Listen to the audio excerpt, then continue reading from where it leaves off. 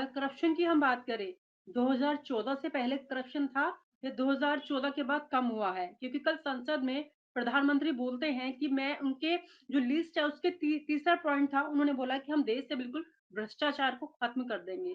लेकिन उसको लेकर उनके काफ़ी ट्रोल भी हुए हैं, वो कल से अभी तक काफ़ी ट्रोल भी हो रहे हैं। और क्या लगता है इस तरीके की ये जो शपथ लेते हैं, जो बातें कर रहे हैं, उसमें कितनी सच्चाई है? अब इसको हम उस चीज़ से जोड़ लेते हैं जो मध्य प्रदेश में मनोज परमार और उनकी पत्नी ने कथित रूप से ईडी की प्रताड़ना से तंग आकर आत्महत्या कर ली।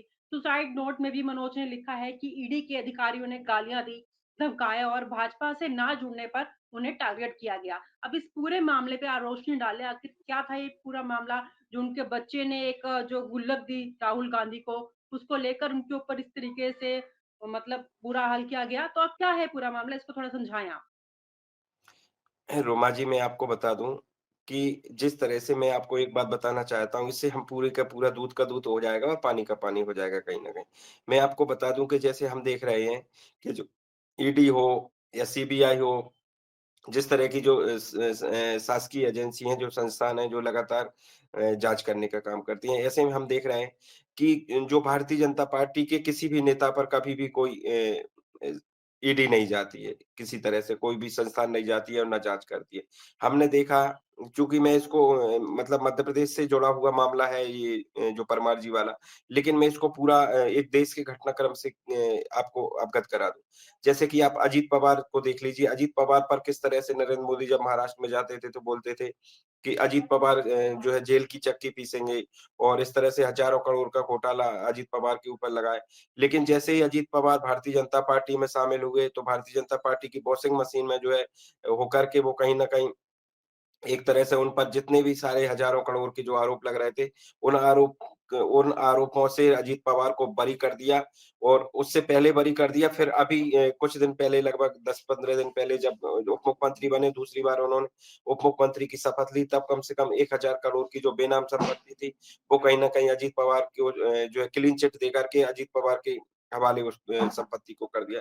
ऐसे में मुझे लगता है कि जब भारतीय जनता पार्टी और कांग्रेस की बात आती है, तो अन्य जो विपक्षी पार्टियाँ हैं, उन पर ही क्यों इस तरह से करप्शन के आरोप लगा कर के ये लोग जेल में डालने की बात करते हैं, चाहे वो अरविंद केजरीवाल को जेल में डालने की बात हो, चाहे वो हेमंत सोरेन को जेल में डालने की बात हो और जब बात आती है हेमंता बिस्वा शर्मा थे जो है, उनको देखा, उन पर कई तरह के आरोप लगाते थे, जब वो भारतीय जनता पार्टी में शामिल हो गए और उनको भारतीय जनता पार्टी ने मुख्यमंत्री बना दिया। इसके बाद में कहीं न कहीं वहाँ पर के हेमंता बिस्वा शर्मा भी कहीं न कहीं जो भारतीय जनता पार्टी की वॉशिंग मशीन में जाकर के और वो भी साफ और स्वच्छ और बेदाग हो गए।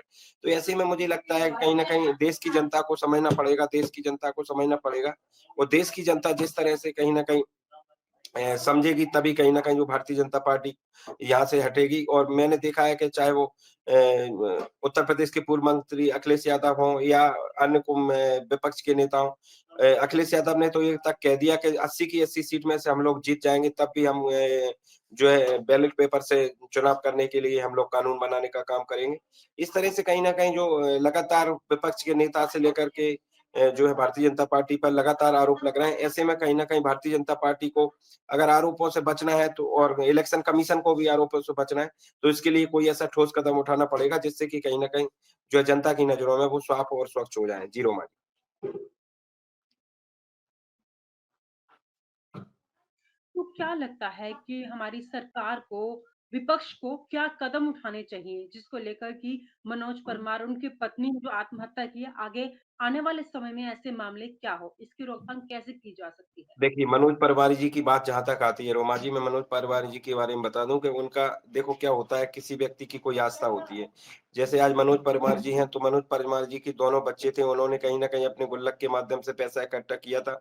उनको लगा कि राहुल गांधी एक जो है जनता में जाकर के एक मोहब्बत की दुकान खोलने की बात कर रहे हैं या नफ़रत को हटा कर के मोहब्बत करने की बात कर रहे हैं। तो ऐसे में कहीं न कहीं जो परमार जी हैं, उनके बच्चों को लगा कि कहीं न कहीं हम लोगों ने जो पैसा इकट्ठा किया है, तो इस सार्थक काम में हम लोग लगाएँ और उन्हें लगता है कि कहीं न कहीं राहुल गांधी को वो अपना एक आइकॉन मान करके और जनसेवक मान करके उन्होंने जब राहुल गांधी को गुल्लक में से पैसे दिए, तो कहीं न कहीं तभी से कहीं न कहीं उनको ऐसा लगा, उससे एक मैसेज पूरे देश में ऐसा गया था कि कहीं न कहीं राहुल गांधी एक अच्छा काम कर रहे हैं। तो राहुल गांधी की छवि में भी बहुत उससे कहीं न कहीं अंतर है।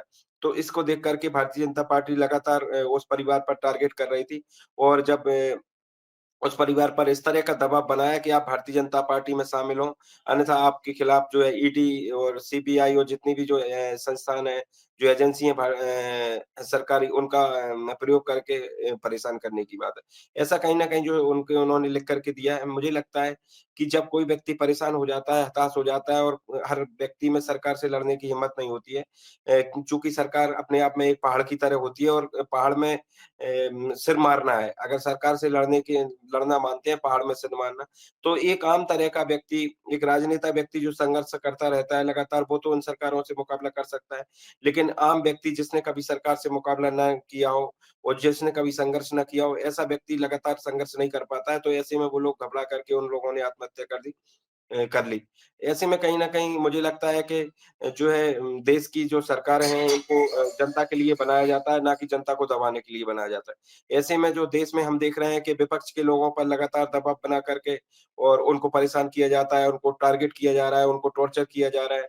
और जब जो पक्ष के नेता हैं अगर चले जाते हैं तो वो लोग लगातार भ्रष्टाचार, करप्शन के माध्यम से जो है अपना पैसा कमाने में लगे हुए हैं, लगातार भ्रष्टाचार कर रहे हैं और लगातार गरीब किसान मज़दूर को लूटने का काम कर रहे हैं। हम देख रहे हैं डीएपी खाद नहीं मिल रहा है, यूरिया नहीं मिल रहा है, लगातार ब्लैक हो रहा है। अगर नहीं मिल रहा है तो ब्लैक में कैसे मिल जाता है जब यू डीएपी का कट्टा 2000 में मिल रहा है, यूरिया का कट्टा भी ब्लैक चल रहा है। तो ऐसे में कहीं न कहीं जो लगातार भारतीय जनता पार्टी के जो नेता हैं, दलालों के माध्यम से या खुद के माध्यम से कहीं न कहीं पैसे कमाने में लगाए हुए हैं, लगातार भ्रष्टाचार कर रहे हैं और किसान, नौजवान, गरीब को परेशान कर रहे हैं।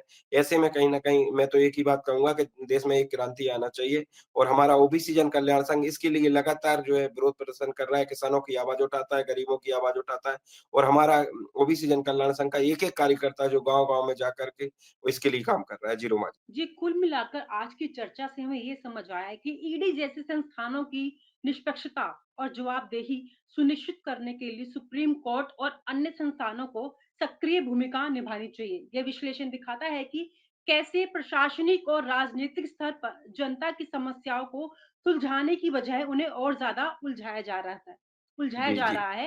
आपके जी। जो नज़रिया, आपकी जो बातचीत से हमें अभी तक ये समझ आया है। खैर, जी, ऐसी जी, जी। चर्चा हम जारी रखेंगे। आज के प्रोग्राम में जुड़ने के लिए आपका बहुत-बहुत शुक्रिया। नमस्कार। और आप हमसे जुड़े रहने के लिए सब्सक्राइब करें YouTube पर, फॉलो करें ट्विटर पर और लाइक करें Facebook पर। और ज्यादा जानकारी के लिए आपको टाइप करना होगा सिर्फ न्यूज नशा।